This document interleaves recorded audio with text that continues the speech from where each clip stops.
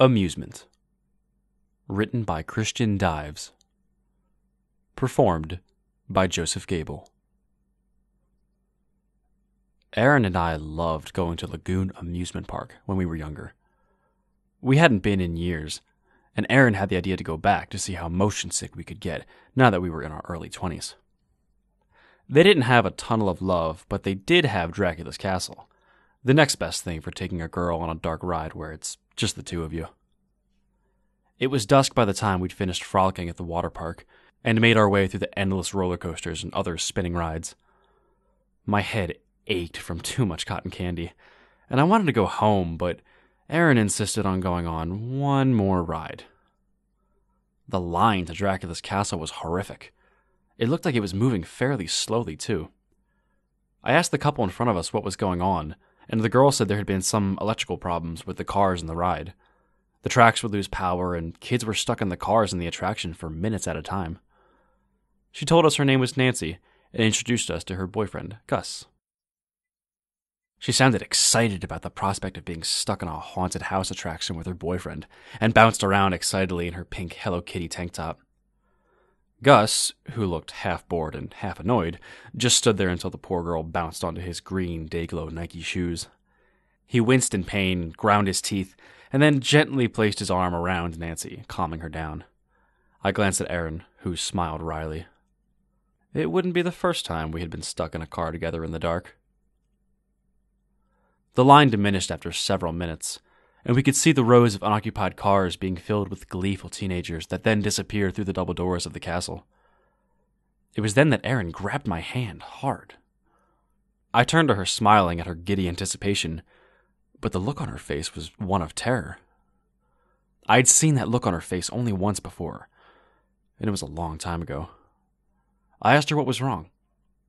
She said she thought she saw someone, a tall man, leaning against the inside wall through the crack of one of the double doors as it opened. She said it looked like he was hiding. I laughed, and explained she wasn't seeing a ghost or hallucinating, and that was probably one of the employees.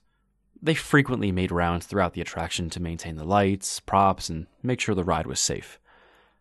She agreed, it was probably one of the employees, but I don't think I had entirely convinced her. We watched closely as the double doors opened for the next occupied car. No one was there. At least, not anymore. Nancy and Gus were next to file into the small electric car that ran along the tracks leading to the castle doors. Nancy waved to us, giggling, and then wrapped her arms around Gus's thick neck, who sat resolutely stoic and silent. The ride operator led us to our car and secured the bar snugly against our laps. As the castle doors opened, I couldn't help but look behind the crack on the side. I saw only emptiness at first, but then I lowered my eyes. There was someone crouched down behind the door. It was a man, and he didn't look like an employee. He was dressed in a black duster. His dark hair was greasy and curls fell against his gaunt and ashen face, and for the slightest moment, I thought he looked in my direction. Aaron grabbed my hand as the doors shut. I assured her I saw him too. I cried out for the operator to let us out, but it was too late. The car was moving and the operator was busy securing another couple into their seats. The door swung open again, and we slid into darkness. Erin was freaking out inside, but she was smart and remained silent. We knew if the man we saw was not an employee, he could be dangerous. We couldn't let on that we saw him, and I hoped to God he didn't realize I'd seen him when he looked in my direction. We had traveled yards from the castle doors and encountered nothing. As we came to the first attraction within the ride, I relaxed. Maybe the man was indeed an employee. A really ugly, freaky employee. Maybe he was a homeless guy who needed a break from the summer heat. The first attraction was a tableau of Frankenstein's monster. As we passed, the monster rose from beneath a sheet on a large operating table, with a loud moan intended to shock and frighten. In light of our recent scare, it made me laugh. I turned to check on Erin. I could tell she felt better too when I saw her smile at how ridiculous the cheap effects were. I swung my arm around her as we entered the next section of the castle. We drove through a giant web with a giant mechanical spider that dropped from above and rose before we collided into it.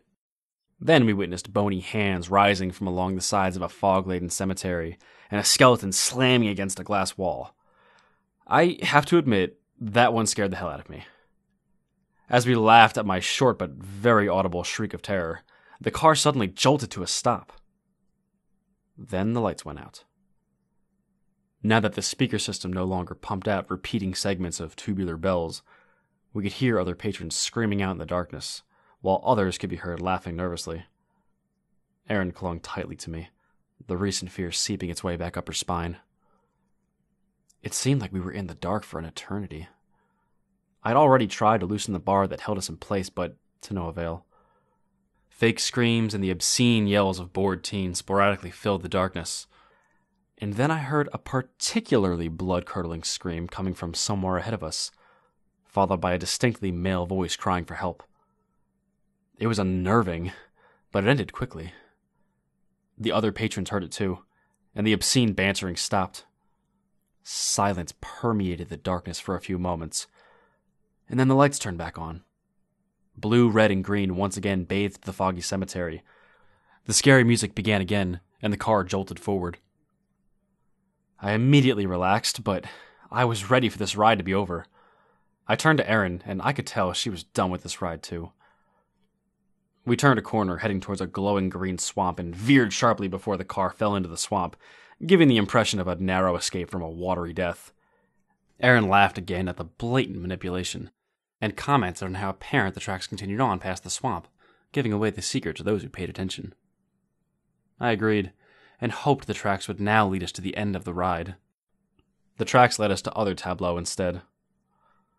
The scene depicted a witch trial, with a hooded executioner pointing to a corpse in a brown robe hanging from a tree, and a body tied to a giant wheel with metal spikes coming out of the body in several places from beneath its brown robe.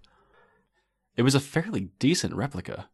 Both of the heads were covered with black sacks. The hanging man was still swinging, and blood was dripping from the impaled body on the wheel.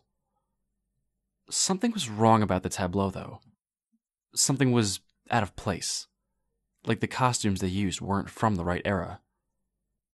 It didn't occur to me until after we pushed past the exit doors that the executioner was wearing a black duster. Or that below the hanging corpse's robe hung green Dayglow sneakers. Or that the ribbed fabric of a pink tank top just peeked out from beneath the blood-sodden brown robe.